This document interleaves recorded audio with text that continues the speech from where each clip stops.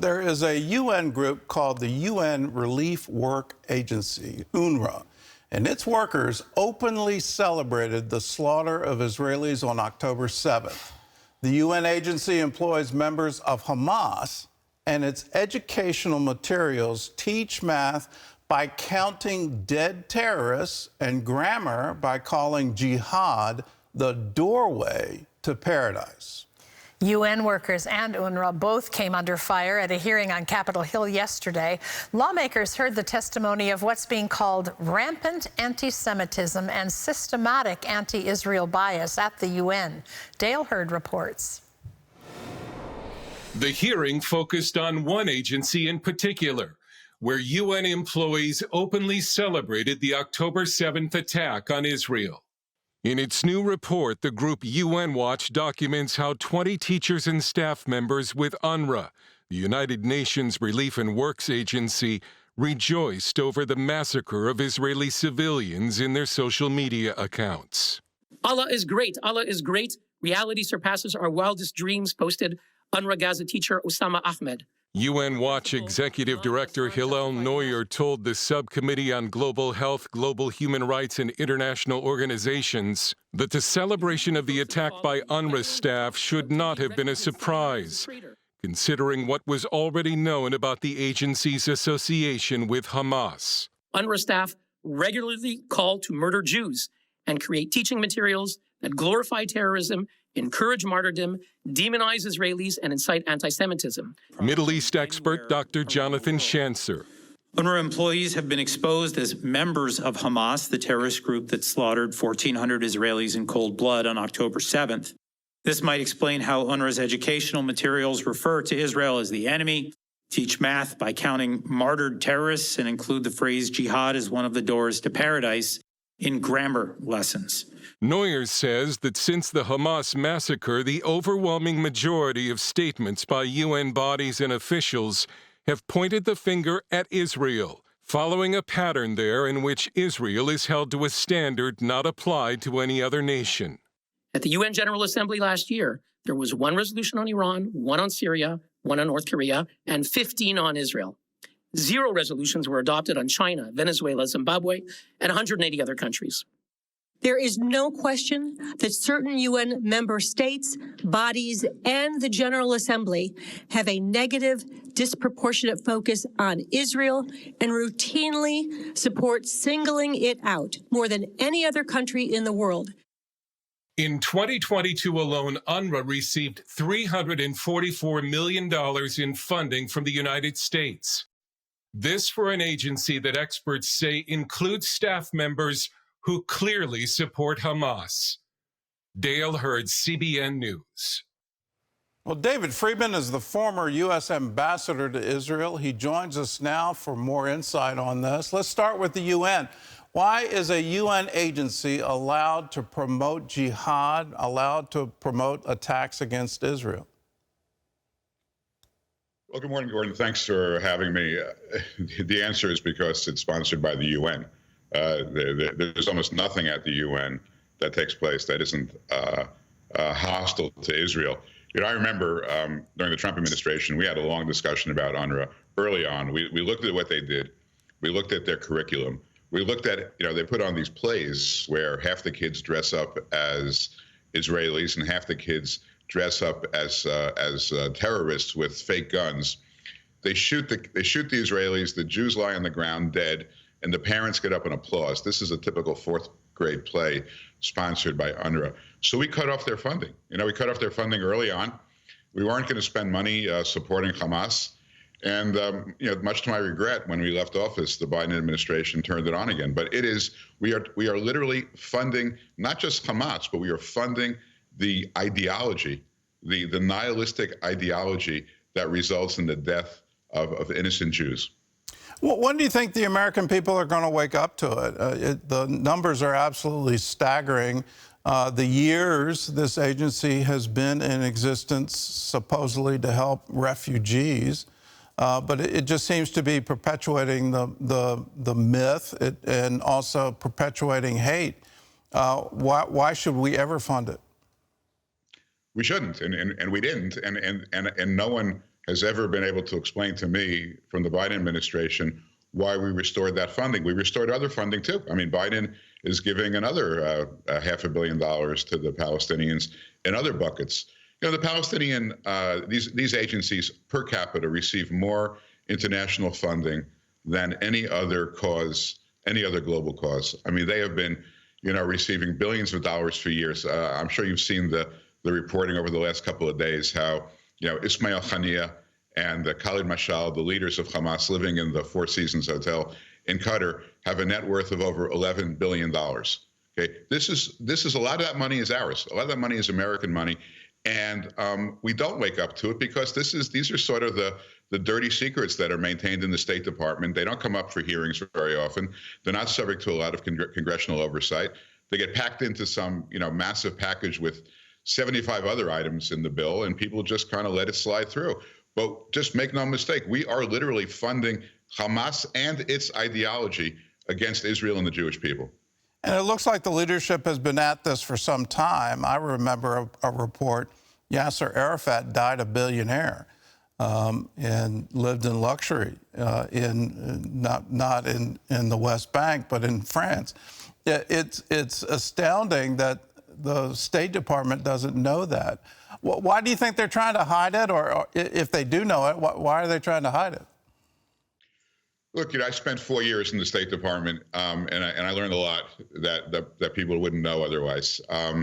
You know, there is a Bureau of Near Eastern Affairs which runs the entire, you know, Middle East, and Israel is kind of parked in there, one out of, you know, 23 countries. And everybody that works in this department, they're all Arabists. They all go from, you know, Arab country to Arab country to Arab country. Occasionally, somebody will spend a year or two in Israel, but their perspective is entirely skewed to the Palestinians, to all the worst of those within the Arab world.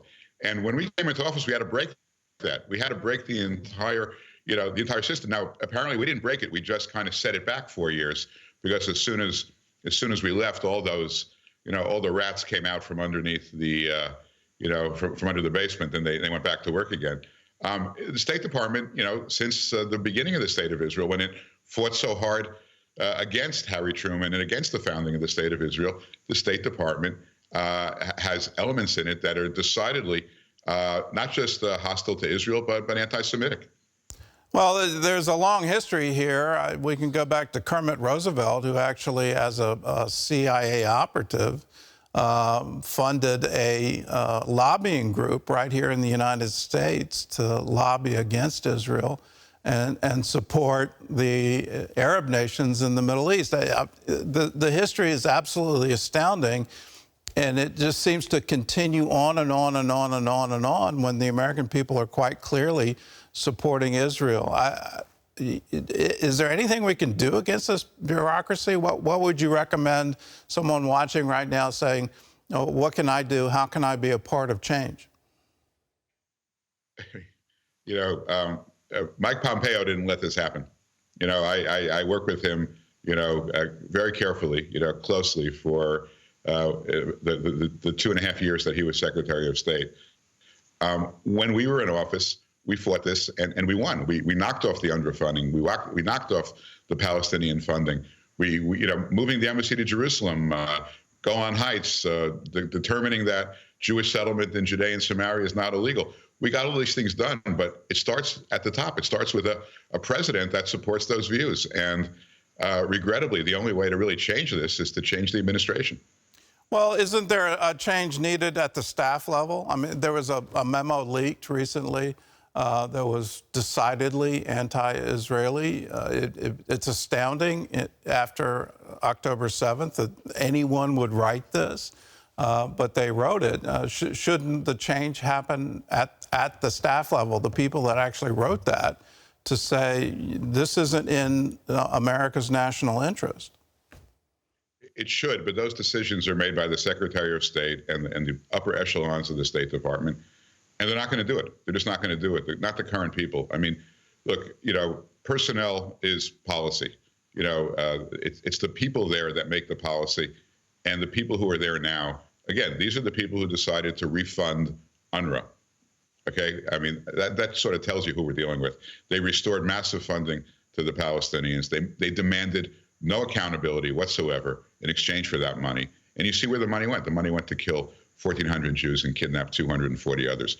So the personnel are not currently in place to make the changes that are so important and so much in the interest of America, let alone the interest of Israel. And you can only change the personnel through an election. Well, let's talk about what's rising right here on our own college campuses. It seems incredible to me to hear anti-Israel, anti-Jewish rallies happening on our college campuses. What should we do to protect Jewish college students? We need to demand a lot more accountability from the administration of these schools. They've really failed dramatically to protect Jewish people, even in the aftermath of demands by people on their boards, people who were donors, and the more so-called, I put this in quotes, the more elite the school, including my alma mater, Columbia University, it seems that the worse they are. Look, I think there needs to be a hard look at government funding for these universities. I think that's the language that they understand. I think there has to be a hard look at all the student visas that we get. I understand that at Columbia, there's a very large number of Palestinians who are there on student visas who are now supporting Hamas. Now, if you support a terrorist organization, you can't get a student visa. So undoubtedly, they all lied on their applications for visas, and that should be looked at, and they should be sent home. We're coddling the most extreme points of view within our society, the most dangerous points of view. We're giving them a voice, and we're shouting down, the people who are the most loyal to the United States and the most loyal to Israel. It can't continue like this. I mean, these are the future leaders of America, and this is a disease. And look, I think one thing which troubles me is how quickly this developed. I mean, this went from 0 to 60 in about 10 seconds. As soon as this war began, even before Israel began to defend itself, these people were out there with their keffiyehs and with their Palestinian flags. They were out there ripping down the posters of kidnapped children. I mean, imagine a college student doesn't have the sensitivity or the compassion or the judgment to let stand a picture of a kidnapped 8-year-old child on just to remember them, so we don't lose sight of these poor people, and they're ripping them down.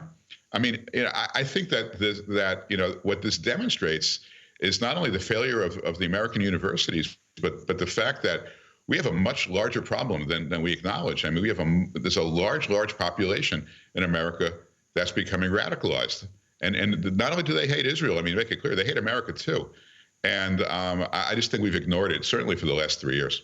Well, I also think we've ignored the funding of it. You don't have this just sort of pop up this way without a huge base of support and funding, whether that's coming out of London or coming out of other Middle Eastern nations. I don't know what the source is, but it seems to be well funded. And because it happened so quickly, because the narrative so quickly changed from the horror of October 7th to somehow blaming the victim, that it seems to be coordinated. Let's talk about something positive. Go ahead. No, I agree with you. It's coordinated. Let's talk about something positive people can do. There are many groups, Christian and Jewish, calling for a pro-Israel rally in Washington, D.C. next week. That's on Tuesday. How important is this to show support for Israel right now? I think it's enormously important, and I think what's important is not what's said at the rally. What's important is how many people show up. This is a numbers game. People will take notice if there's a large crowd. I think people will also take notice if there's not a large crowd. I mean, this is a chance for people to observe, in quantitative terms, which are more objective. Is there really a large mass of support for the Jewish people in the state of Israel? So yeah, I think it's incredibly important to show up. And I would say that it doesn't matter, like everybody who shows up is not going to agree with each other on every point. You're going to have people on the Jewish left, on the Jewish right. You're going to have people who are Christians, who are Jews, secular, religious. I think you take all those points and you leave them at the doorstep and you just show up to support Israel. I think that is the point of agreement that everybody who can participate should. I think it's incredibly important. I do too, and I agree with you. It's time for all of us to stand for Israel and say, yes, this should never happen again. Hamas should not exist anymore, and no one should fund this kind of radical ideology. Well, Ambassador Friedman, thanks so much for your insight, and thanks for joining with us. Well, Gordon, thank you for having me. God bless you. Appreciate God bless you. Thank you. Let me underline what Ambassador Friedman said, that there is no group of people on the planet that has received more aid per capita than the Palestinians. So don't buy into the narrative that somehow or other they're suffering. What's going on is their leadership is intentionally keeping them in refugee camps. That is what is really happening. And their leadership is profiting on our tax dollars. You don't accumulate $11 billion in a personal account unless you're absolutely corrupt. That's what they are. And they're manipulating their own people. They're sending their own people to die so that they can profit. And here's the other thing, and it's absolutely heartbreaking. They are killing Gazans who are trying to leave the war zone. They're making sure their human shields stay in place. This is evil. The face of evil has been revealed. We need to stand against it. If you want more information about the rally on Tuesday, we can have it for you on cbnnews.com. You can also contact your local Jewish community center. They are going to be sponsoring buses to D.C. Let's stand with them. Let them know that we love them. God loves them. We want to be with them in their time of need. So get informed and please participate. Well, it's been dubbed the Gaza Metro, the intricate web of deadly terror tunnels buried deep beneath the Gaza Strip, and it runs for hundreds of miles.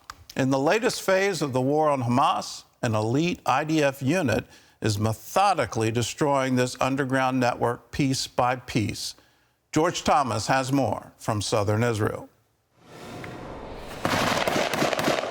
Israel says the noose around Hamas in Gaza City is tightening.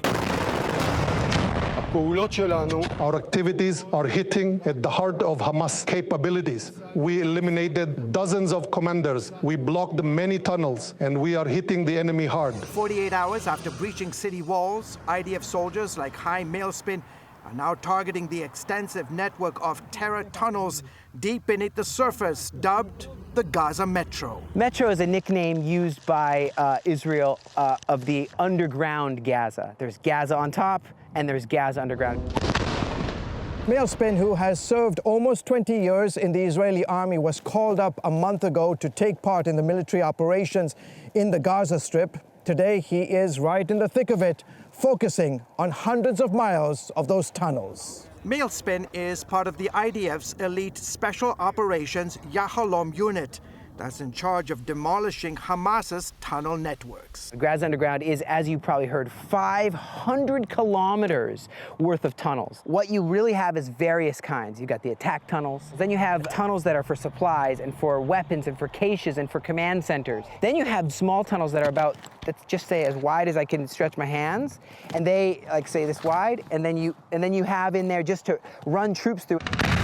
The IDF releasing several videos showing its troops blowing up tunnel entrances and various shafts, some located near amusement parks like this one, while others, like this attack tunnel, discovered on the first floor of an apartment building. The route passed through a residential neighborhood, through civilian houses, right through the living room of a house. Each tunnel discovery, some located near mosques, hospitals, schools, and churches, coming chock full with weapons like mortars, guns, grenades, RPGs, mines, and more. Now, all the systems aren't just a straight line. You have secret rooms, doors. You have so many things that you just got to be careful of. This map showing a high concentration of tunnels in the north and south, with a few in the middle of the Gaza Strip. And now, as IDF forces push deeper into the city, Mailspin an Israeli-American Christian, is asking people around the world to continue praying for their military operations. Pray that we'll have that supernatural wisdom. Where are these tunnels? Where is the threat going to come from? And they're tricky. They're tricky people, the Hamas. They're using trickery sometimes. It's not like fighting guerrilla warfare. They're like guerrilla warfare times 2.0. George Thomas, CBN News, Southern Israel.